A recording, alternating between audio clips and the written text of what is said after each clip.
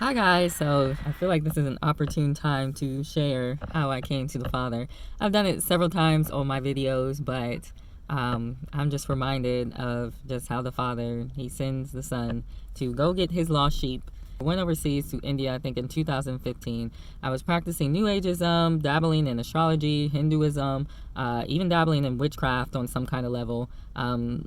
And Buddhism. And prior to that, I was doing like trying to do a Kundalini awakening and practicing yoga. I was on my spiritual journey. How I ended up going that direction was actually going to a church called Vineyard in Westerville, Ohio.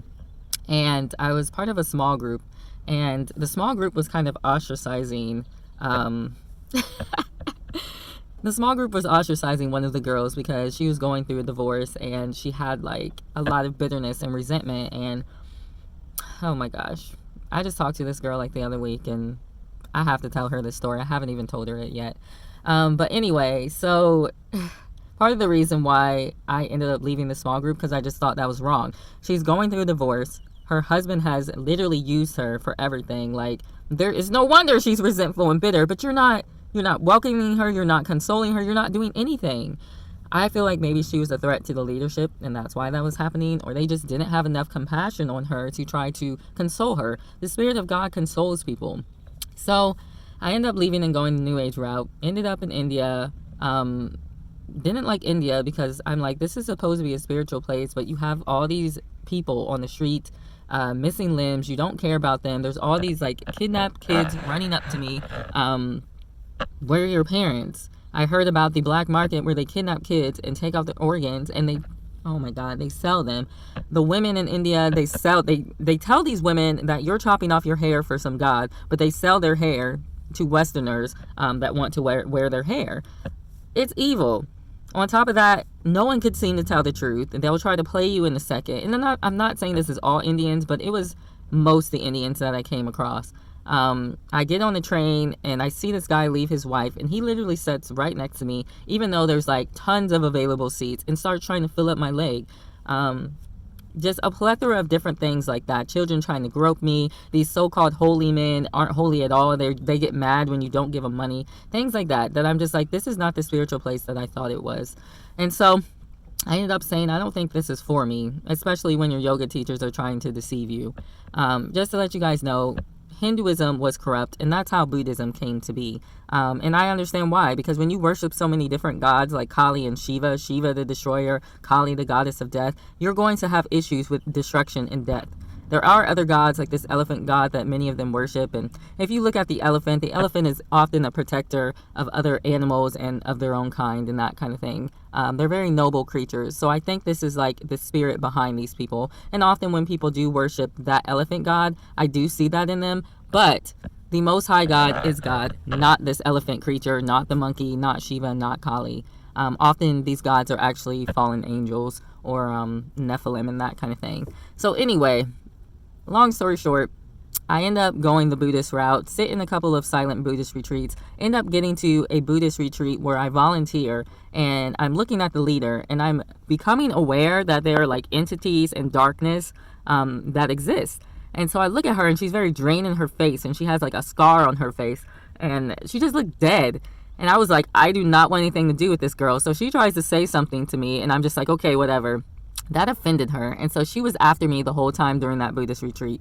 One time I'm kneeling down to like organize the dishes, and she like nudges me from behind very hard, and I look up and her eyes are completely black. There is no white in them, nothing. I said, that's not normal, but as a child I saw in my window, it was like 2 a.m., these red eyes peering back at me, and I remember saying, I'm not going to be scared of you, and then you can't hurt me. So I said the same thing. I'm not going to be scared of you and you can't hurt me. And I went back to doing my dishes. I leave to go out and she comes after me and she's like, you owe me, in this real like demonic voice. I was like, what do I owe you? I go and I lock myself in my room for like 3 days straight because I'm like, I don't know what's going on at this point.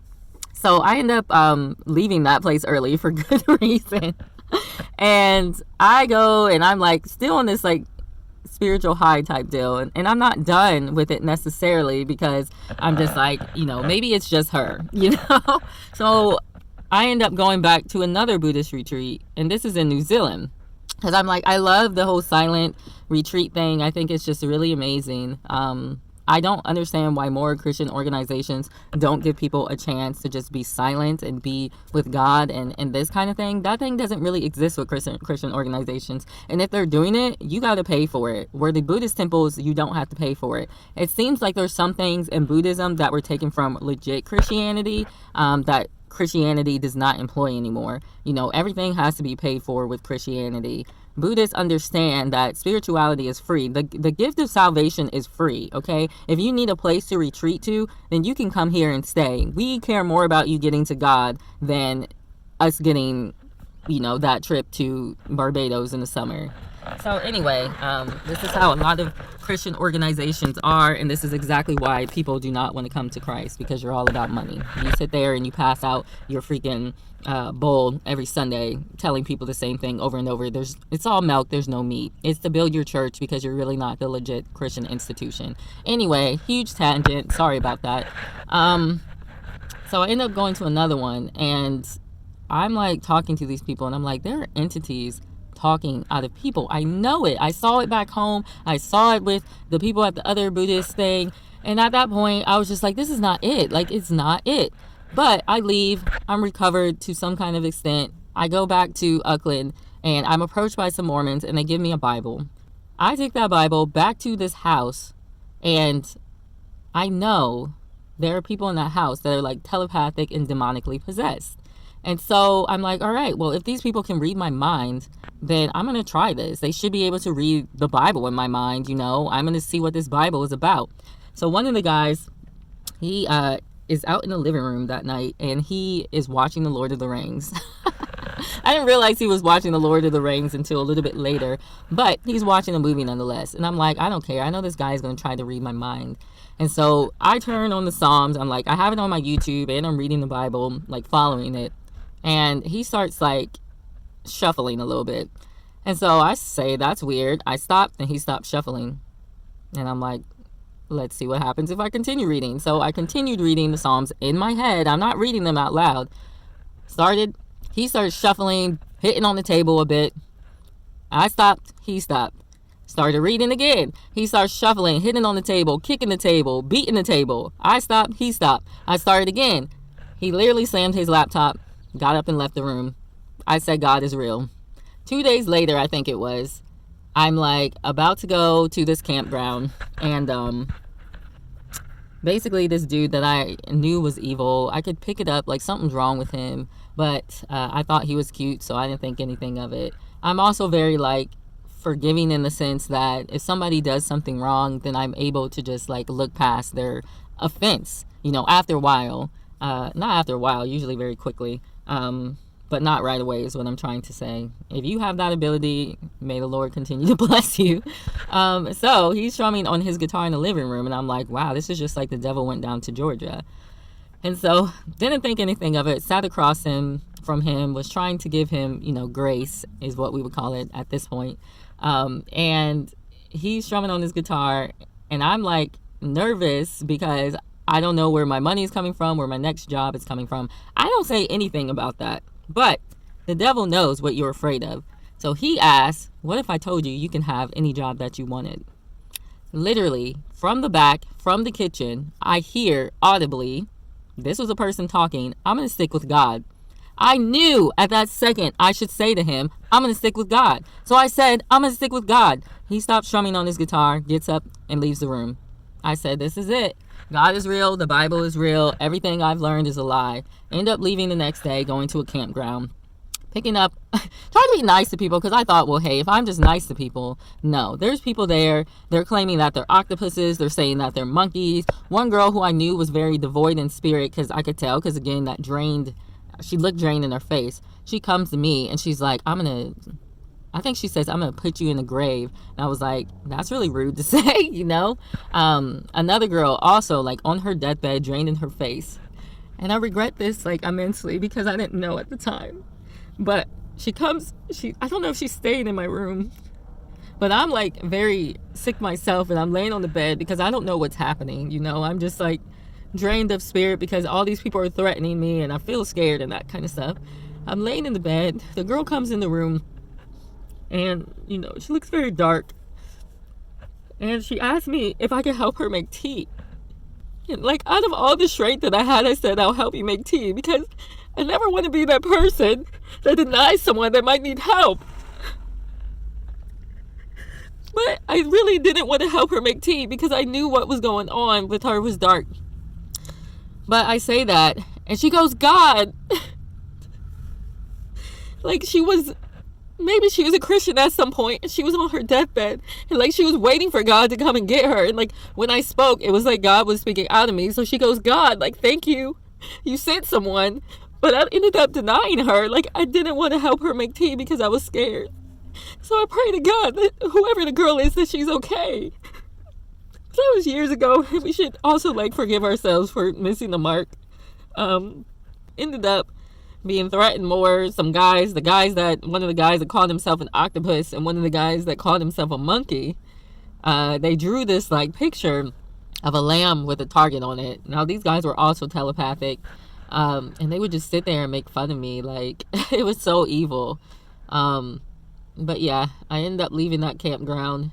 I ended up hanging out with the Mormons more, and just knowing God was real. And just, I would read my Bible every day, and I would be trying to listen to his voice, and just whatever he told me to do, I would do it. One of the issues I had was getting out of bed. Like, that's what that low spiritual disposition does to you. Some people call it depression. And so I would force myself out of bed, and I would just, God, whatever you want me to do. I would sing songs to him. I would pray all day. I would walk around with my Bible for like 8 hours a day, just trying to hear his voice and trying to do what he said. That's like all I did the whole time I was in New Zealand.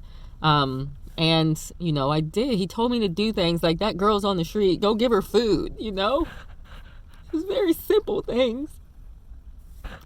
It's just, God is so good. Like, as simple as like, go give that girl food. And it reminds me of, I was in India and I was walking up to this temple, and one of the ladies stops me and she says, forgive.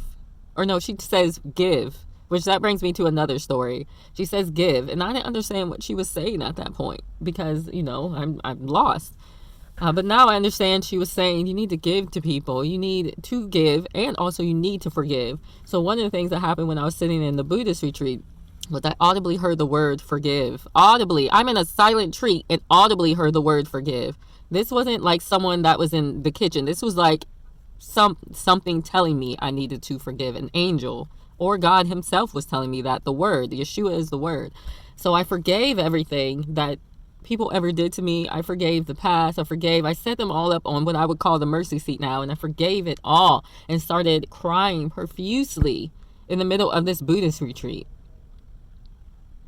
And it released all that hatred and all that bitterness, that resentment, that fear, because the Messiah says, forgive 70 times, 7 times. You have to forgive. If you don't forgive, then the Father will not forgive you. And it's not like a tit for tat thing. It's like he's telling you, if you don't release those things, then how can you be released? You can't. So I did that, and I praise the Most High for it alone. It wasn't Buddha telling me it. It was literally from heaven. Buddha's dead, by the way. He's dead. Buddha was protected by a 5-headed serpent called a Mukalinda, which is, it's Tiamat. It's Leviathan. It's the same thing. And that's why when people sat in those Buddhist retreats, they had spiritual giftings, but the woman's eyes also turned black because she's possessed by a 5-headed serpent. So Buddhism is not the way, and Buddha never said he was the way. I had asked the Father what he wanted me to do to gain life. And some of the things he gave me was stop listening to the music I was listening to. I often mention Beyonce because Beyonce was probably one of the things I was into since I was 14. And I specifically remember just a song. I don't know if she was talking about dropping it like it's hot or dancing on the table, but I remember God bringing that up and being like, you no longer are going to listen to this music anymore. And so I cried, but I got rid of the music because I loved music. I'm a musician. And so ended up getting rid of that. He told me that I need to get rid of my clothing. Like, I was really into like those style systems like Kibi and Kitchener because I was basing my identity off a style and colors. But our identity is supposed to be in the Father. So he had me get rid of that. Plus, I was very vain. And so no longer are you going to seek the attention and validation of man concerning clothing. He told me your validation comes from me, because he's the one that created us. He told me to cut my hair because it was basically an idol. And there's a part in the Old Testament where when a man brings in a woman of another nation, he's to shave her hair off. And I think it represents shaving off your own life, your own glory, so you can exchange that for the glory of God. So then that's why Christian women then grow their hair long, because it's representing the glory of God at that point. Samson, who got his hair clipped by Delilah, who was of another nation. So it's like the opposite. You had glory and your hair got clipped because you decided to trust in a woman of another nation instead of trusting in God. All right. Anyway, little snippets here and there. So he had me get rid of my makeup, and this was super hard because I think it was like the day before I had bought $50 worth of makeup, and I was so concerned about my appearance, like so afraid that people were going to judge me because I was not wearing makeup. Plus, I wanted to attract the attention of guys, and so that was super difficult. And I was doing movies on top of that. I was literally doing movies, and I was like, oh God, like I can't get rid of my makeup. I'm doing movies. And so he said, okay, you can keep the ones that are closest to your skin color. And it was like these plum colors, so they wouldn't have popped out as much. They would have been more natural. And so I was like, I just don't understand what you're saying with this makeup thing. I don't think it's a big deal. Ended up leaving to go to a movie set that morning with my 3 plum colors, had throughout the rest of the makeup. I was walking to the bus stop, and I noticed myself looking in every car window to see if I still looked good. My stomach dropped.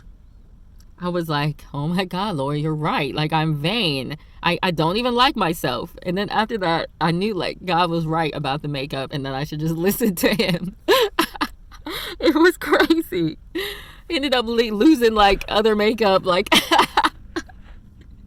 it was such a blessing. It was literally such a blessing. Come to find out, like, witches and warlocks, they put all sorts of crap in makeup. And then later find out that in the book of Enoch, it was actually the fallen angels that gave makeup to man. Like, there was no lies with God. He's not playing. That's why when women get so upset and they call you a Pharisee because you tell them you shouldn't be wearing makeup, God made you like this, you know, they don't know what they're talking about. And I did the same thing. I didn't know what I was talking about. But yeah, so ended up doing that. Went to this movie, and you know, some lady's like, you don't even really need makeup. I'm like, all right, it's cool. But yeah, so the Lord showed me very quickly with the Mormons on this bridge. I had met with them, and they literally were like trying to get me to join their group. And one of the dudes was like, just like Joseph Smith was on a bridge and an angel talked to him, and this light is like, this ray of sun is beaming down on him, just like this ray of sun. That's how they spoke to him. And I was like, this is not legit. I'm done. I'm not hanging out with you guys anymore. I got to get out of here. So I dropped the whole Mormon thing completely, and just decided to do whatever God told me to do without the assistance of the church. Though I did end up going to Wellington a few days later, and I was trying to get like demons casted out of me, and ended up going to an Anglican church. But I think the bishop was like a gay female, but I didn't think much of it. But looking back on it, I'm like, that's not normal. And nothing really changed after that. Did end up stumbling upon an Elevation church one Sunday, and because I was reading my Bible so much, I understood when Stephen Furtick got on stage that when he said you need to sow zeros onto your bank account, that's probably not right. Yet everybody was cheering, and I was like, I didn't read that in the Bible. Ended up leaving because I'm like, I don't think I'm going to fit into these churches. Went to a Sabbath congregation, Seventh-day Adventist congregation. One of the ladies had invited me in, and for some reason I knew she was going to invite me in. I think that was the father saying like, you're supposed to go with this person. And she was so amazing, just so patient, so knowledgeable. I'm going to move over here out of the sun. I mean, I ain't trying to move out the sun, but you know what I'm saying. It's a little bright. She was just so knowledgeable and so patient and willing to answer all these questions that myself and this other traveler had. And she had told me about the Sabbath and like showed me it right there in the Bible. And I'm like, this is in the Bible. Why aren't people keeping it? And she's like, oh, you know, people just, they don't want to listen to what God has to say, basically. But she was kind about it. And so I learned about the Sabbath from her, stayed there for a few days, and it was time to go after that. But I remember praying to the Father, and like this light came in the room, and just like It was really cool. Just shrouded me in light, and I don't know, I felt like all this peace and that kind of stuff. Went to a hostel, and some weird stuff was happening there. So I think I had actually ended up casting something out, because I literally was terrorized by it that night, but not really terrorized, because I decided not to be scared, but was sleeping, and these girls were in the beds opposite to me. Well, they start not waking up, but sitting up, clapping, sitting back down. Like, kept going on for like ever. Just kept going on. And I'm like, what is going on? And I started to rebuke it, and it stopped. Whatever was in me, I believe, got into them and was trying to scare them to get back into me. And so I just was not letting it happen. I'm just like, I'm going to read my Bible and I'm going to rebuke it, and it's going to go away. So the next morning I started to pray to God, and he's like, you need to go to Christ Church. And I'm like, Christ Church, where is that? Come to find out, it's on the north part of the South Island of New Zealand. Amazing that it's called Christ Church. Ended up going there. I found a Seventh-day Baptist congregation, because I was gung-ho about, keeping the Sabbath. I'm like, it's the Sabbath, we need to keep it. So went there. They literally were practicing the feast of the Bible. And so they're like, yeah, Passover is coming up soon. You should celebrate with us. And so I don't know if I think I did celebrate with them. And so they told me about all the feasts and that kind of thing. And so I'm like, it's right here in the Bible. I got to celebrate it. So I think it took me a time of, I think I became a Christian January 27th up until like March to learn about the Sabbath and the feast. But the reason why I escalated so quickly wasn't because of my doing, it was because of the Father's doing. So when you are gung-ho about doing the Father's will and following what his word says, following him in spirit and truth, he will escalate you quickly. Here's the thing. A lot of people aren't gung-ho about doing what he has to do. So it takes them longer to learn the things that he's trying to teach his people, because they refuse to submit. I was completely submitted. I was literally doing whatever he said to do whenever he said to do it. I was not playing around. I was like, I want out of this life. It's done. So I had a lot of interesting spiritual experiences for that reason as well, because Satan was after me because I was trying so hard. And so here we are again. I woke up, 2021 in the middle of the night, and I hear God speak a word, amorphism. And I'm like, I don't know what amorphism is. Like, you're talking to me like I'm a scientist. What is this? But I had a feeling there was a purpose to it, because there's always a purpose to what the Father does. What ends up happening is I look it up, and it means to be without form or void. So God speaks this word to me, and there's like this flood of light that fills my body. Like, it was crazy. He says, in the beginning, the earth was without form and it was void. And he spoke, and there was light. So he was showing me how humans are like the earth. That's where we came from. And how when he speaks his word, there's light. And there's truth in that, because his word is light. People regurgitate the words of the devil, because the word of the devil is what's in them. It's in their DNA. It's in their blood. It's in their heart. Out the mouth comes the condition of the heart, is what the Bible says. And so he says he will wash us clean with his word.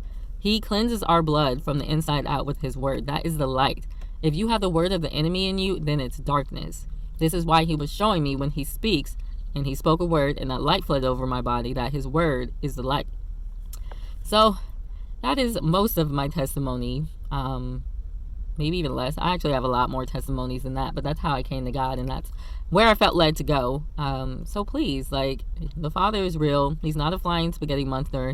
I guess you can say he's a sky daddy. He lives in the sky, but the kingdom is also in us. And he is our Father. So yeah, daddy works. Believe this. I know there's a lot of different beliefs out there, but I've had experience with witchcraft. I've had experience with Hinduism. I've had experience with New Ageism. I've had experience with Buddhism. They're not the way. New Ageism is even said by Anton LaVey, who is the founder of the Satanic Church. He is the high priest. He said New Ageism is his religion, and he said to give it back. New Ageism comes from Satanism. That's what it is. It's Luciferianism. So it's not the way. I said about Buddhism, Buddha was protected by a 5-headed serpent called a Naga, a Mukalinda. That is Leviathan or Tiamat, who is the great grandmother of Zeus. Zeus is part of Greek mythology. His name is also Anu. His wife's name was Ki, so that's where you get the Anunnaki. It says the fallen angels bred with women. That is the exact story in Greek mythology. The Angels, Hermes, Zeus, whatever, they would breed with women and then they would have offspring. That's what it is. Western African mythology, Olodumare, he is the creator god. He knew, it says in their story, he knew the Orishas, the ancestors, or the angels were falling. He knew that in West African mythology, but people still worship Oshun instead of the creator. Hinduism was corrupt. That's how Buddhism came to be. So please, do not get deceived by this new age stuff. It's not true. I mean, my testimony is proof to that. It's not true. God is the only God. He is the creator. He wants to wash you with his word. The Messiah came. He died. He gave his life as an offering so that we can have life, to show us the right way to the Father. Buddha never did that. The Anunnaki never did that. Shiva didn't do that. Kali didn't do that. Elephant God didn't do that. There's only one. There's only one way. There's only one door to the Father. There's only one door to heaven. So you guys be blessed. Thank you for listening and have a good day. Bye.